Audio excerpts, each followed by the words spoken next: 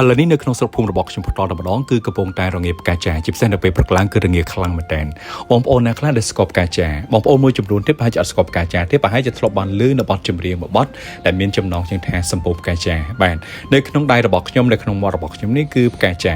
បាទអញ្ចឹងដល់រដូវកាលខាងនេះផ្ទាល់បងប្អូនគឺថានៅតាមស្រុកស្រែចម្ការទីជនបទជាពិសេសនៅខាងតំបន់ស្រុកភូមិរបស់ខ្ញុំផ្ទាល់តែម្ដងផ្កាចាគឺថាក្រហមឆ្អិនឆ្អៅសស្អាតខ្លាំងមែនទែនហើយផ្កាចាដល់រដូវកាលនេះគឺខ្ញុំមិនភ្លេចទេបាទក្នុងការយកមកធ្វើលក់ក្នុងការហូបបាទបងប្អូនគឺឆ្ងាញ់ខ្លាំងមែនទែនបាទអញ្ចឹងមិនដឹងថាតើស្រុកភូមិរបស់បងប្អូនធ្លាប់ហូបផ្កាចាដែរឬអត់បាទអញ្ចឹងនៅក្នុងវីដេអូនេះគឺខ្ញុំបាទធ្វើប្តីនេះចែកម្លែកជូនទៅកាន់ពុកម៉ែបងប្អូនជាពិសេសតកតងទៅនឹងចំណីចំណុកឬក៏អាហារការហូបចុកនៅក្នុងតំបន់ស្រុកភូមិរបស់ខ្ញុំផ្ទាល់ម្ដងចែកម្លែកជូនទៅកាន់ពុកម៉ែបងប្អូនបាទឥឡូវនេះគឺខ្ញុំបាទកំពុងតែមកបេះផ្កាចានៅឯស្រែហើយស្រែក៏មិនឆ្ងាយដែរនៅក្បែរផ្ទះដែរពុកម៉ែបងប្អូនផ្កាចានេះគឺជារៀងរុះបន្តិចបាទបើពីដើមលើកថាអូផ្កាខ្លាំងមែនទែនបងប្អូនហើយបងប្អូនធ្លាប់ឮចាស់ថារងាផ្កាចាដែរឬអត់បើនៅស្រុកភូមិរបស់ខ្ញុំឥឡូវនេះព្រលឹមឡើងគឺរងាខ្លាំងដោយសារតែគេថាកំពុងតែរងាផ្កាចាហើយនៅពីក្មេងពុកម៉ែបងប្អូនអាចទឹកផ្កាចាហ្នឹងគឺបឺតផ្អែមបឺតយកមកបឺតគឺថាឆ្ងាញ់ខ្លាំងមែនតើបាទអញ្ចឹងនៅក្នុងថ្ងៃនេះគឺខ្ញុំបានបង្ហាញជូនទៅកាន់ពុកម៉ែបងប្អូនអំពីការហូបបាសផ្កាចាតើគេហូបបែបណាខ្លះព្រោះថាមានបងប្អូនមួយចំនួនខ្ញុំបានសួរគាត់ថាអត់ស្គាល់ហើយគាត់ដែរហូបទៀតបើនិយាយពីផ្កាចាពុកម៉ែបងប្អូនរសជាតិរបស់វាគឺឆ្ងាញ់ខ្លាំងមែនតើផ្កាចាបងប្អូនយើងហូបទៅរសជាតិរបស់វាដូចជាផ្កាស្នោអញ្ចឹងហើយផ្កាចានេះយើងអាចធ្វើបានមុខម្ហូបច្រើនប្រភេទបងប្អូនចង់យកមកហូបវាជាមួយនឹងប្រហុកក៏បានឬក៏ទឹកគ្រឿងលក់ក៏បានឆាក៏បានបាទនិយាយទៅបានច្រើនប្រភេទមែនតើពោលថាផ្កាចាវាគឺជាអន្លក់ដូចជាផ្កាស្នោយើងដែរពេលដែលយើងហូបទៅគឺរសជាតិរបស់វាដូចផ្កាស្នោអញ្ចឹងហើយបើនិយាយអំពីដើមចាវិញពុកម៉ែបងប្អូនចាស់ពីដើមនៅក្នុងស្រុកភូមិរបស់ខ្ញុំផ្ទាល់តែម្ដងដើមចាគេកាប់ដើមចាបានគេបកសម្បករបស់វាបាទគេយកមកធ្វើវល្លិចងសំណាបឬក៏ធ្វើជាតំណោតប្រៃអញ្ចឹងទៅ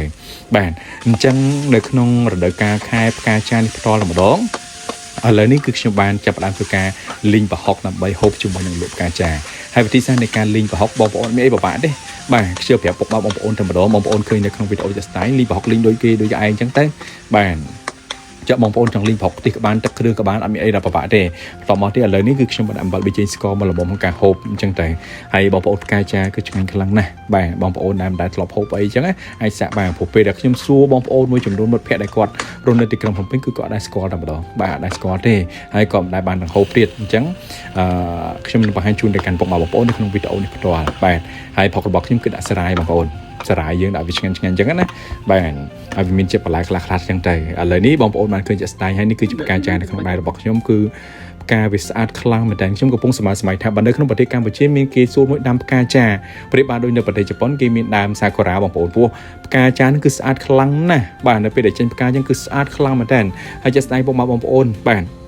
មើលតំបន់ខ្ញុំហូបគឺឆ្ងាញ់ខ្លាំងមែនតើផ្កាចាបងប្អូនមិនថាអាខ្ចីអាចាស់អាអីគឺហូបបានទាំងអស់តែម្ដងយើងបេះប្រលេះវាមកលាងទឹកឲ្យស្អាតមកយើងបេះប្រលេះវាចូលស្លឹកវាបងប្អូនបាទហើយបើថារសជាតិវាបែបណារសជាតិយើងហូបទៅដូចផ្កាស្នោអញ្ចឹងបាទរសជាតិដូចផ្កាស្នោអញ្ចឹងបងប្អូនចង់យកវាហូបលក់បែបនេះបាទយកហូបវាស្រស់អញ្ចឹងក៏បានបងប្អូនចង់ទៅស្រស់ទឹកក្តៅមួយជ្រោចពីរជ្រោចយកមកហូបក៏បានដែរបាទហើយបងប្អូនចង់ឆាជាមួយសាច់ជ្រូកឬក៏សាច់គោក៏បានដែរបាទនិយាយរួមទៅផ្កាចាគឺ